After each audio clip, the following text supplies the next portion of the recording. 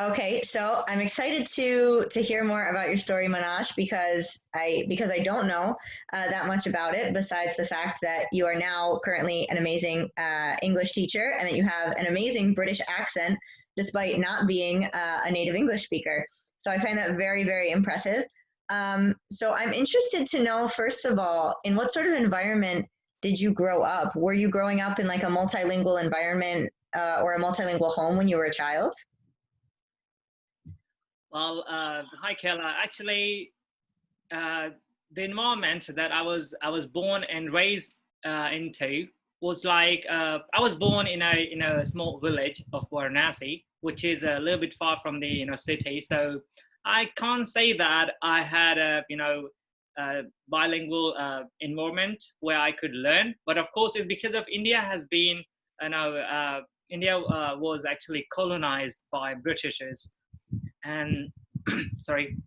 So that's why I think in Indian language, it's really easy for people to get those vocabularies. Of course, Indian's accent is a bit different, but all the vocabularies and the grammar part that we study in our schools by our teachers is really amazing. And that's how we get those steps from the beginning. Since we started going to school from the kindergarten.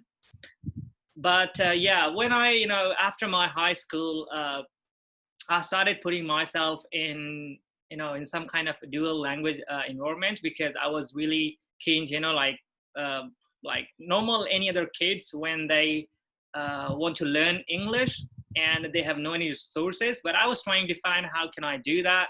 So I started meeting, foreigners that they come to visit Varanasi, you know, near the Ghat, basically there. So I was just wandering around in my free time and talking with people, introducing, hey, how you doing? How's your journey? Where are you going to next? And like all those steps.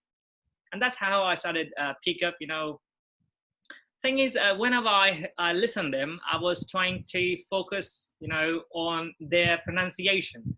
So I met a lot of people out there, and sometime I took them to see the around the city as a tour guide, which I was not, but informally I was taking them around the city, and I was doing some kind of extra income. And then that's how I started picking up. So I met few British peoples. I mean, they had which they literally had the Cockney accent, what we call the British accent. British Hmm. accent has many kind of accents. Yeah. So the Cockney one, this is what I really like it and interested in. So I started picking up like, hey man, that's really amazing British accent though, and how can I get that? So I started I started working from that since that time, and it took like what the 2 year. But I wasn't doing really good. But a turn came up when I started working in a hostel because my somehow my background was related with the tourists that were coming around the city. So I started work as a part-time in a hostel, uh, along with my studies. So this is the place where I started meeting amazing peoples there actually, where I could meet like every day new peoples, and then I started picking up my things. But of course, yes, most of the time sometime let me say most of the time I was using YouTube. And I had sometime less internet, so what I did is just download those videos and watch them over and over and over, to get those pronunciation of the particular word that they were speaking. Sometimes some actress interview, or some kind of TV show where I find interesting. That's how I started building up. And yeah, I think that helps me a lot to understand this British accent and to get me though. Nice. So it sounds like when you were going to school in India, you did have growing up a basic education on like English grammar and vocabulary. And then later you had the interest in bettering your own pronunciation because that was something you wanted to do. Right. Exactly. Okay. So what made you want to change your accent? What was the driving force that made you want to better your accent? Why was that important to you? Uh, since the beginning, wherever I say any European person, I always say their English is of course better than any of the Indian people, even the Indian actress, uh, or any anybody, any politician, any actress, or even the teacher professors. They do have kind of Indian accent. So whenever I listen any British or American people, they they always make me sounds different. I was like, oh hey, look, this is how they pronounce English. And so I said, okay, I'm gonna try that one too. And that's how I started working on my pronunciation. In the beginning, when I was trying to speak something, people were like, hey, what are you saying, man? you know they don't really care much about it. They just think like maybe I'm just joking or something. But I was still working on it, and I was just still focused. And then after that, when I and then in a couple of years, I think it took me really 2 to 3 years to become more confident, to having an accent or speaking English. So because Yeah. for Indian person, learning English is also a big struggle, which which we have to go through. And so I went that, and now things are better and cool. I'm still learning. I'm not going to give it up. Yeah, nice. No, it's a constant learning process. That's what I love. So any language that we acquire after our native language is there's always more to learn. Even in our native language, there's always another word or another something we can learn.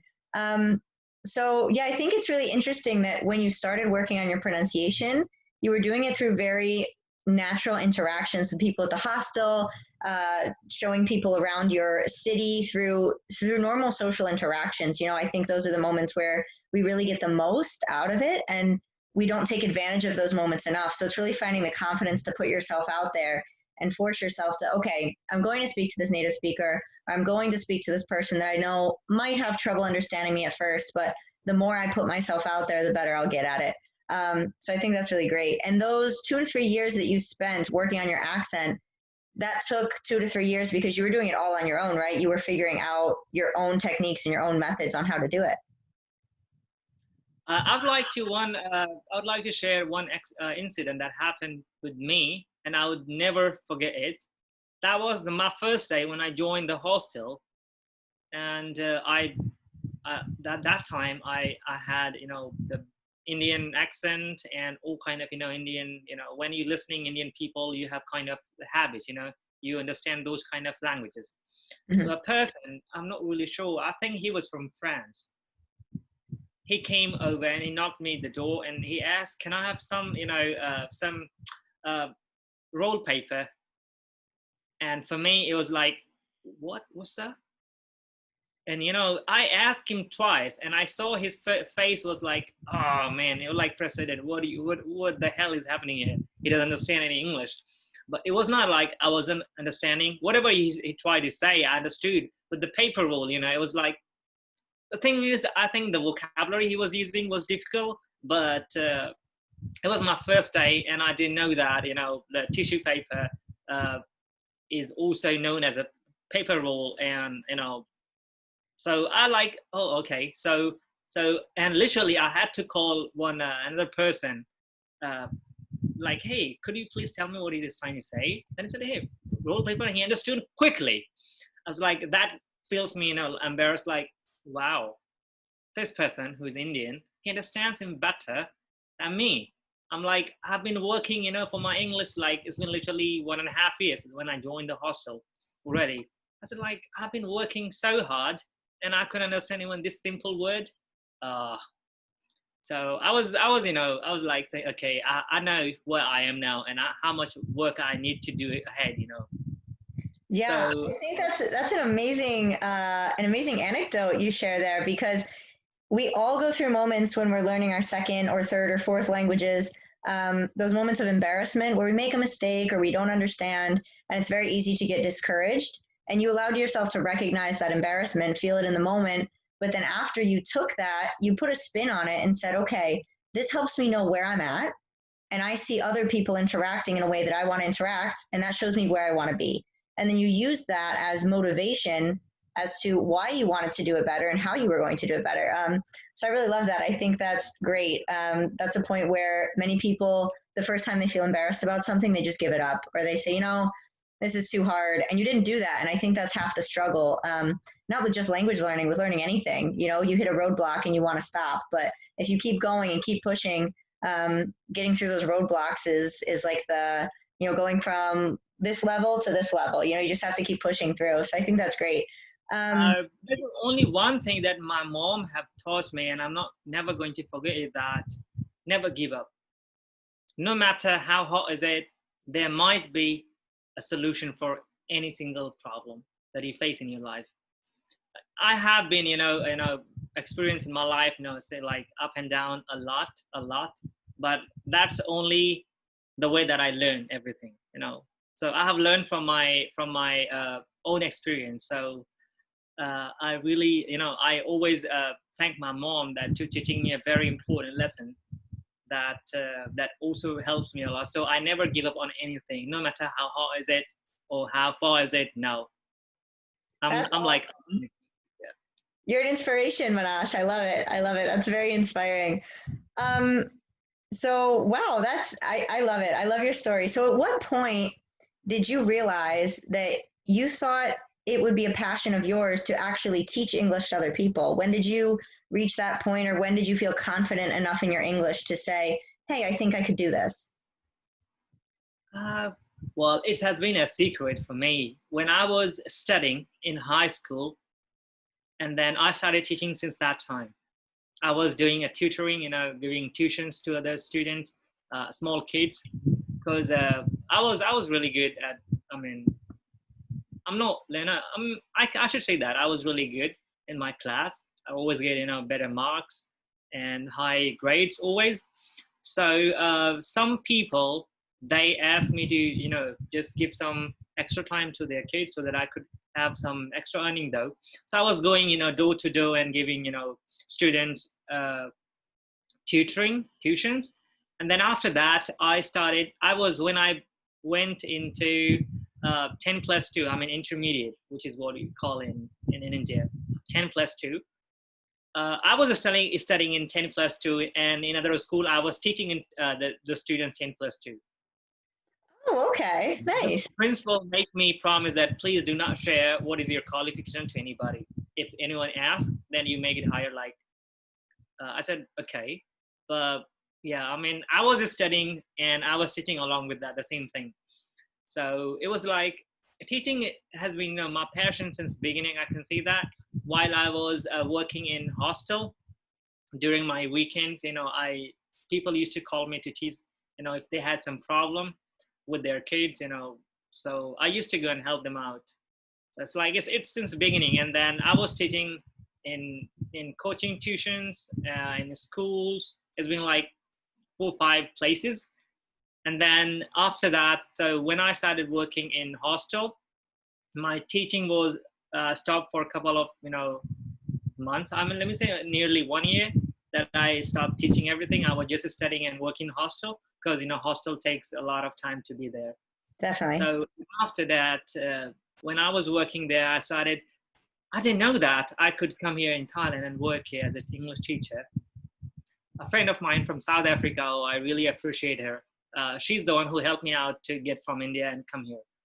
So she was teaching in Thailand. She was from Africa, and then we had a long conversation with her. She has a very positive energy too.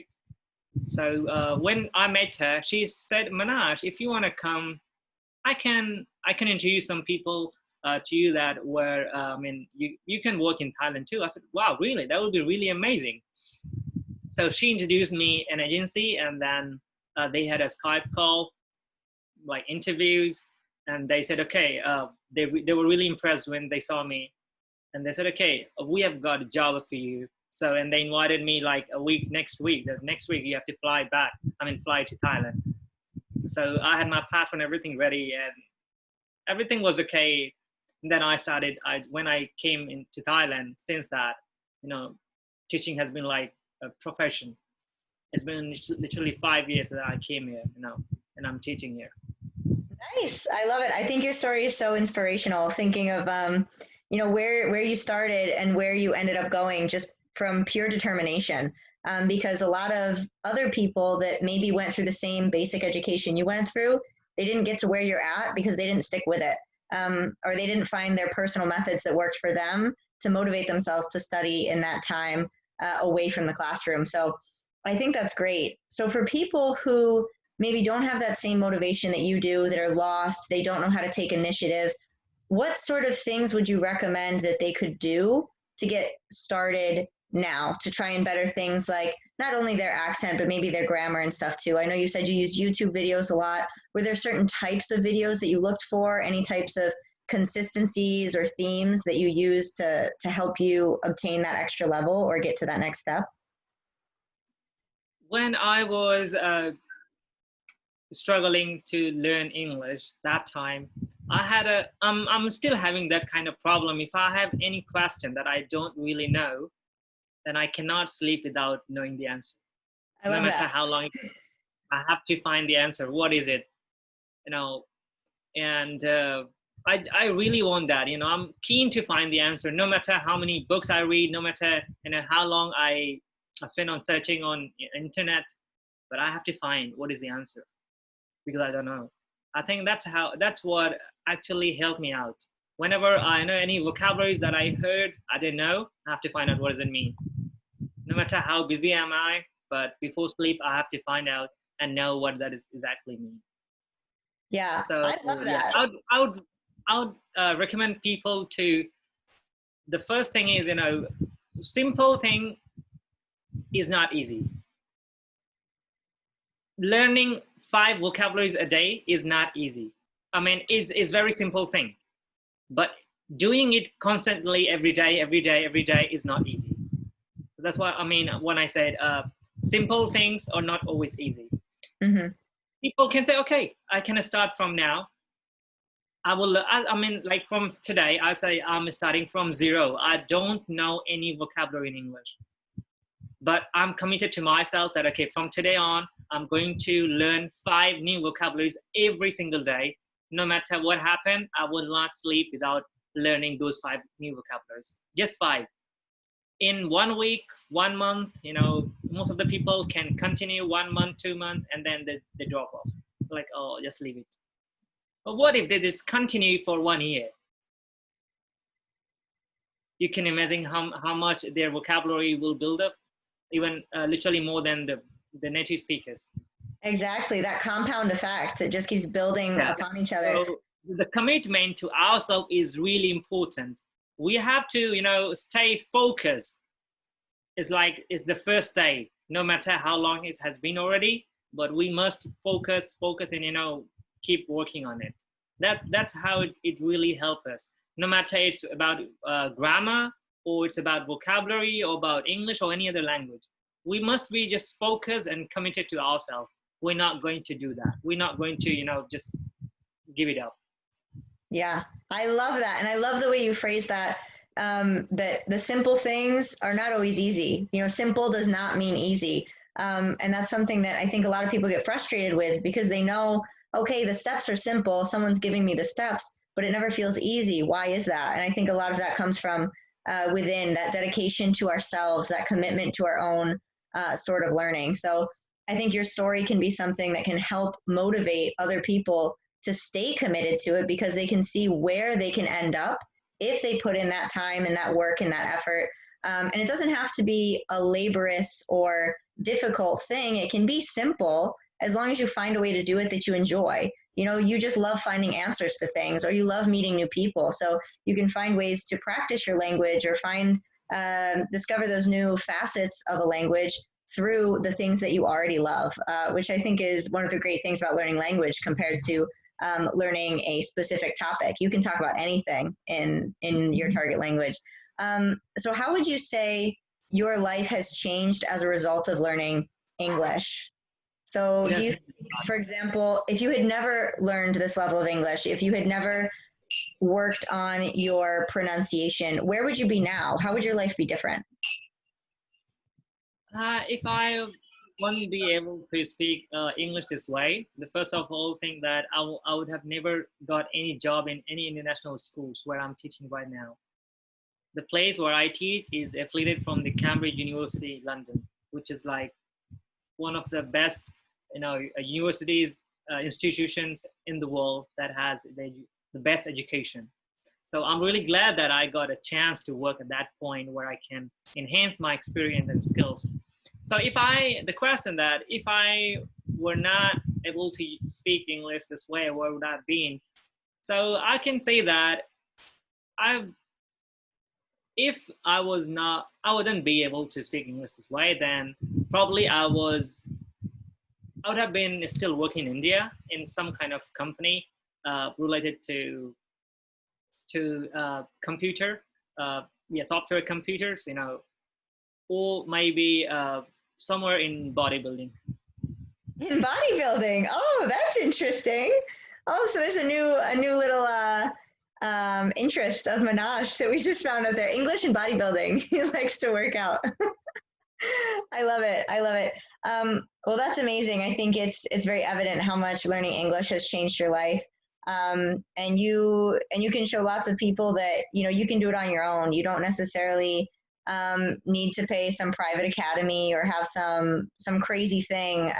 Just through pure work and dedication, that's the most important thing that you can do. So I think that's amazing. You sharing your struggles and how you overcame them. I think your story is very inspirational and could help a lot of other people for hearing it. So thank you very much for sharing your story with me, Manash. And yeah, that's where we'll end it. All right. All right.